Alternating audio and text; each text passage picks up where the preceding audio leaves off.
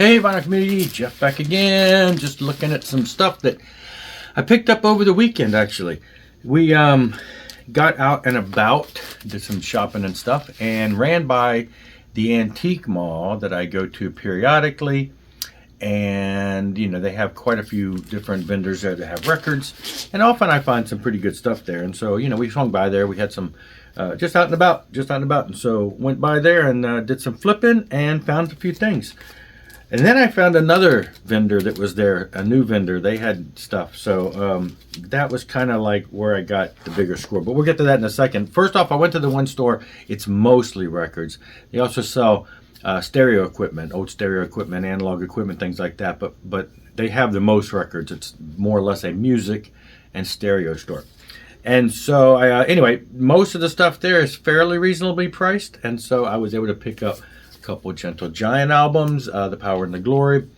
Most of these, you know, are relatively inexpensive, so I needed a couple. They had these, and you know, it's if you're not familiar with Gentle Giant, you know, one of the early prog bands from the 70s era, and I keep hearing them mention that they influence a lot of the prog greats today. So, you know, I had Robert's on my turntable showed his collection. I realized, you know, I still got quite a ways to go. I only have a few of their things on vinyl, so I was glad to pick up this one and The Missing Piece. And so, you know, I was like, oh, okay, cool. For a fairly inexpensive price, was able to grab a couple copies, and they were in great condition. This one, you can maybe tell, is still in the shrink wrap. It's just, I could probably peel that off of there, but anyway, it's unsealed, of course, but it's in the shrink. So grabbed those for relatively cheap, and then I picked this up, no reservation. Got this for like $5. So yeah, just looking to get some of the older Blackfoot catalog. Again, you know, it's just a standard situation here. Just some early Southern rockin' Blackfoot. This was probably the find of the day for me, as far as something I've just never run across on vinyl. Something that I have enjoyed on CD for many decades, and that's Doc Holliday Rides Again by Doc Holliday. Another very much Blackfoot Skinnered, you know, band from the, very much with a Skinnered flair from, you know, back in the day, 70s, 80s band. This is like, what, 1981, so yeah, early great stuff. I have all their stuff on CD, but I just never have seen them out and about on vinyl. So I saw this, and it was in great condition. Plus, there's a gold stamp promo there. So anyway, yeah, A&M Records. So I gave this a spin already. It sounds wonderful, and just, you know, was great revisiting this classic that didn't get a lot of attention, it seems like, back in the day. And then this album I see all the time, everywhere. And I've seen people show it in the VC, and I just have never picked it up. But when it fell into my lap for, you know, it was like $5, Set the World on Fire by Liar. I don't know a whole lot about them, but like I say, I've seen it. I've seen a picture disc of this. I've seen the albums of this. It tends to be average price, but, you know, when I found a really good, clean copy, and it was only $5, I thought, well, I'll go ahead and, you know, I was sticking to the, you know, under $10 realm when I was in the store, so I picked it up. I listened to it already, and it's okay. Average, middle of the road rock, just typical 70s sounding rock. They have a lot of slower songs, though. I mean, it's like every other song seemed to be more melodic, AOR. It wasn't, you know, for Set the World on Fire, I was thinking something a little edgier throughout, but it seemed like a good majority of it were more just radio commercial slower songs. And then they had a couple songs, you know, that were pretty much what you would expect from a 70s rocker. Anyway, it was, you know, average stuff. They have a couple other albums out, but I've never seen anything in the wild except those. So that was it. I came out of there feeling pretty good. I had a bunch of albums that were like under $10, so pretty decent hole fillers, things that I did want to have. And so, you know, I was like, okay, cool. That's a good day. Then I just started kind of going around the rest of the mall and looking at the typical places I go, and they didn't have anything out of the ordinary. Then I found some bins, and I'm like, huh, and I haven't seen these. And so I started flipping, and they had some above average stuff. Nothing I really wanted, but the stuff wasn't like the kind of stuff you see sometimes that looks like it's been beat all up. These people had some decent quality looking stuff. Prices were average. Anyway, so one of the first things I saw, which is going to mean more to me than most of you all, is Fade to White by Matthew Ward. Matthew Ward, one of the singers from Second Chapter of Acts, Christian, contemporary, AOR, maybe borderline AOR, a little bit of rocky side. But he just, I love his voice. He has some stuff. I have his first 2 albums, I believe, or maybe this is the second. I'm trying to get the order correct. I have most of his. I have now all 3 of the things he has on vinyl. The one that came after this is the one that I'd really love to see on vinyl. I have it on CD.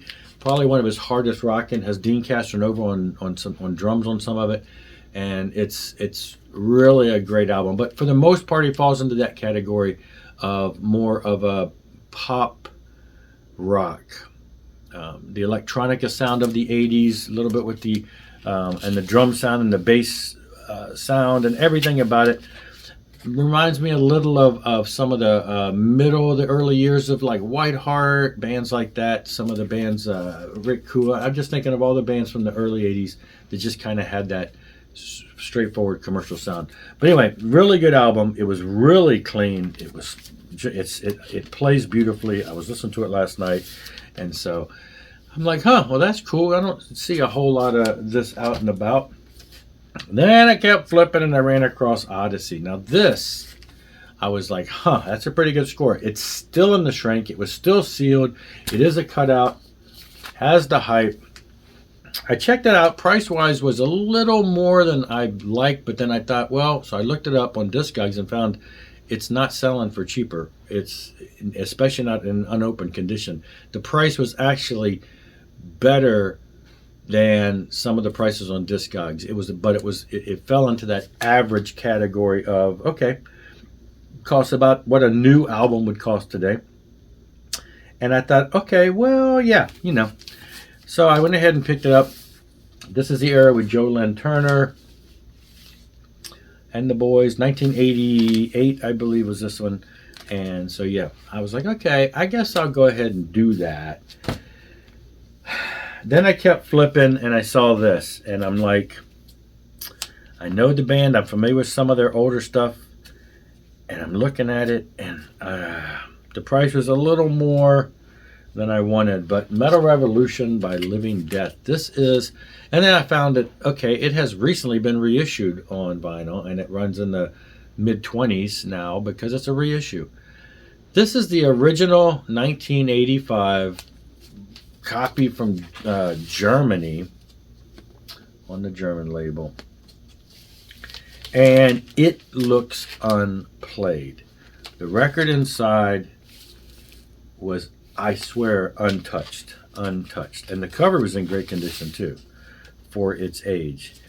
And so I just hemmed and hawed around. I'm like, but in the end I said, and then I realized when I got home, actually it's got a cutout in it too, which I did not notice, but I looked this one up too, and it was as cheap as the cheapest copy of this particular version that was on Discogs, and it was cheaper than a lot of the other editions. So, I mean, technically, I could sell it and get my money back pretty easy for people who might want an OG copy. So, I went ahead and splurged with this one, and I bought the 2 that were a little bit more than I wanted to go.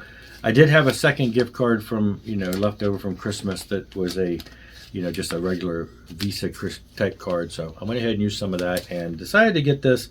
And yeah, so this was kind of like the bigger score of just, was so odd and out of place for everything this place had.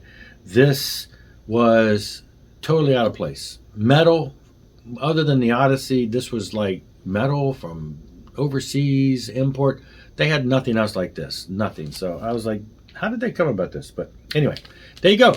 Living Death, Metal Revolution, an original copy. So that was a pretty good day. I just like, okay, we're done. Let's leave. So I didn't look any further.